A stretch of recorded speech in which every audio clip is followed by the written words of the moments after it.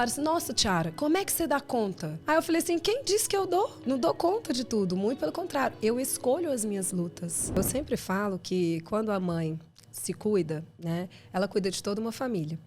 Porque assim, se eu sentir que eu estou muito cobrada, que minha vida está muito só eu, né, assim, esse sacrifício vem só de mim, provavelmente eu vou também cobrar o meu marido de uma forma disfuncional. Talvez não vou usar assim de uma comunicação não violenta e vou começar embates, né? Porque esse outro acaba perdendo um pouco esse espaço, né? E o homem também sente que perde um pouco desse espaço e também quer ser cuidado, né? Porque você imagina assim, antes era um casal, vem uma criança e assim, esses dois não sabem como lidar com essa nova dinâmica familiar.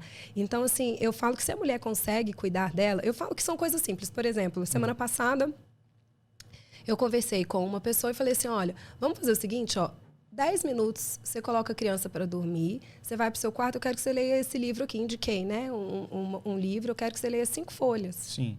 Coloca o pé para cima, eu quero que você leia 5 folhas. 10 minutos. Bota lá o alarme para você. 10 minutos eu quero que você faça isso. São 50 minutos na semana que talvez ela não tinha, que ela reencontrou um horário, né? Então, para poder, talvez, ter um aprimoramento pessoal. Ou seja, a pessoa acha que tem que ficar horas e horas, não. Começa pequeno, vai devagar. O importante é você recriar aquele hábito. Exatamente. A Às gente vezes começa do mais fácil, né? Começa do mais fácil, exatamente. Exatamente. Uma coisa também que me chamou a atenção é o seguinte, nessa questão, inclusive, porque, ok, a gente sabe que a maternidade é muito pesada, para as mulheres principalmente, mas também pode ser pesada para os pais. Claro. Eu tenho uma pessoa conhecida que ele foi pai há mais de uma década, e na época era namorada, né? Não eram casados ainda e tudo, mas assim, beleza, vamos morar junto, vamos assumir, vamos levar essa maternidade para frente aí. Mas ele se queixou de um negócio que é o seguinte, acho que ela teve depressão pós-parto, não lembro muito bem, mas você vai me falar isso. Mas ele ficou muitos e muitos meses sem sexo. Ela tinha uma libido próximo de zero. E, obviamente, ele não traía ela nem nada, mas assim, ele sentiu muita falta disso, dessa conexão, desse namoro, dessa vida sexual que foi a zero por muitos e muitos meses. O que levou a um desgaste prematuro do relacionamento. E 1 ano depois do nascimento, eles se separaram. Né?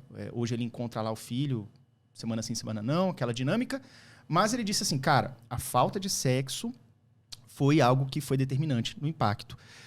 Você acha que isso foi o quê? Será que faltou uma comunicação? Ela pode ter vivido um estresse pós-parto, uma depressão pós-parto? O que você acha que aconteceu nisso? Olha, assim, é muito difícil avaliar, né, sem poder estar ali no acompanhamento. Mas o que acontece, né? A sexualidade, em especial, né? A gente precisa entender que uma mulher que está muito cansada, que não tem uma rede, provavelmente não vai querer transar, né? Porque ela está exausta. A última coisa que talvez ela vá pensar é nisso. Mas, assim, como é que a gente reconecta essa libido, né? Porque é necessário para esse casal se conectar. A gente sempre fala, assim, eu falo muito com as minhas pacientes, inclusive a respeito da sexualidade, né? Porque a mulher tem uma proibição interna muito grande dentro desse aspecto de falar sobre sexo de uma forma mais naturalizada. E eu acho que a gente precisa falar, né? Ter esse outro parceiro, falar como é que eu gosto, como é que eu não gosto, né? Quando que eu posso, quanto que eu quero, né? E eu vejo que as mulheres ainda têm algumas proibições que também estão estruturais ali, que a gente precisa trabalhar. E que a gente também trabalha em terapia. Porque como você perguntou lá na primeira questão, mas e as crenças? Exatamente, a gente tem que ir nessas crenças, essas crenças básicas, que muitas vezes estão disfuncionais e que vão levar não só a um adoecimento, mas às vezes uma desestruturação familiar, né? Para que a gente possa perceber que essas crenças de que eu preciso estar 24 horas, de que eu preciso ser onipresente no cuidado com o filho, não é verdadeiro e adoece. Eu acho que é exatamente isso. Existe vamos supor, como é que pode ter chegado nesse ponto? Nasceu ali a criança e ela se sentiu cobrada com uma crença. Eu agora sou mãe, 24 horas é meu filho. E aí ela esqueceu do namoro, esqueceu do marido, esqueceu, assim, no bom sentido, né? Não foi proposital, mas enfim. Mas aí começou a causar esses impactos. O que eu acho é que poderia ter sido feito uma comunicação melhor, que talvez possa ter faltado também, no seguinte sentido, ó. Eu estou aqui por conta, a criança é muito pequena, mas, pô, chega um fim de semana, chega um momento que a gente consegue ficar um pouco mais à vontade, né? Ambos estão em casa, a criança está dormindo, a gente separa um tempinho para ver um filme, a gente separa um tempo para namorar. Você acha que falta isso, essa comunicação? Até colocar, porque falam que é assim, não tem como você colocar na agenda a hora que vocês vão ter relação, entendeu? Você acha? Você sabe que essa semana eu passada já ouvi eu falei de mulheres, sim. assim, não, mas não é assim que funciona. Eu falei, Não, pô, mas às vezes de você tem que colocar botar. na agenda. Eu sempre falo assim, o que está na nossa agenda a gente cumpre. O que está na agenda a gente cumpre. Então a gente tem que botar a gente também na agenda. Eu também acho. Não é só o marido, mas eu falo assim, você tem que botar você na sua agenda. Que horas é essa hora da leitura? Ó, de 9 a 9h50. Tá, esse é meu horário de leitura. Ok, ali eu estou botar na sua agenda. E botar o marido. Semana passada eu falei para minha paciente, vamos botar seu marido onde aqui? Onde que já dá? tinham de segunda a domingo e não tinha o marido ali no meio. Ali de 15 em 15, de mês em mês, não sei, mas assim, dentro da realidade de cada um, né? Sim. Teve um estudo até que mostrou assim, o que seria razoável, né? Assim, ficar sem sexo, né? Um casal com... O que seria razoável, dias, né? Assim, mês, e assim, eu acho muito difícil mensurar, porque cada pessoa tem uma rotina, né? Mas você tem que tornar aquele momento prazeroso para os dois. Com certeza. E também não é só para assim, não, eu preciso fazer isso por conta do meu marido. Não, você precisa desestressar você também. E essa relação de eu sei por que eu casei com esse cara. Você sabe que assim, eu falo pro meu marido, a gente sempre sai, a gente viaja sem as crianças. Ou seja, mas essa pergunta a mulher tem que fazer. E o homem também, né? Por que eu tô com essa pessoa? O que me atraía? Vamos supor que a situação já está meio perdida, a pessoa já está num estresse ali, no pré-burnout. Mas o que me atraía? O que era legal de estar na companhia dessa outra pessoa? A gente gostava de viajar, parou de viajar por causa da criança pequena. Beleza, a gente consegue segurar uns 3, 4 meses ali e depois voltar a essa rotina de viagem, alguma coisa assim. É isso que está faltando? Então, eu acho que é uma questão de crença, né? Então, de novo ali, quanto mais romantizadas nossas crenças, mais fácil a gente adoecer, né? Porque a realidade é outra. Então, a gente precisa perceber, quando chega essa criança, que a dinâmica da família mudou. Óbvio que a quantidade, que o tempo, né? Tudo isso só a própria família vai poder falar, né? Mas esse outro, vocês precisam ter esse diálogo. Eu falo que assim, a gente precisa ter um diálogo com o nosso parceiro, um diálogo honesto. Né? A gente, às vezes, vê, você viu que eu te falei, mais de 70% das mulheres são mais propensas a ajudar os desejos e sonhos do marido do que os próprios. E também elas têm muita dificuldade de pedir ajuda. Então, assim, de pedir ajuda, eu falo que pai não ajuda, né? Pai é compartilhar, né? Então, assim, não é um ajudante, né? Ele está ali, junto com a mulher, para colaborar nesse crescimento infantil. É uma colaboração. 50-50 ali. Então, assim, mas o quanto eu consigo ser gentil com esse outro?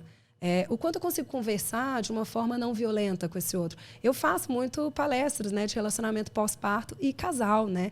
Porque, de fato, assim, o que acontece? Eu acho que falta uma conversa muito honesta, falta divisão de tarefas mais delimitadas e sérias, né? De que ali vai mudar toda uma estrutura da família. Então não há essa definição. As pessoas vão fazendo, não tem essa definição, e a mulher, por uma crença, como você falou das crenças, ela, bom, eu sou a mulher e sou a mãe e sou a dona desse lar. Então, tudo que é coisa pesada é comigo.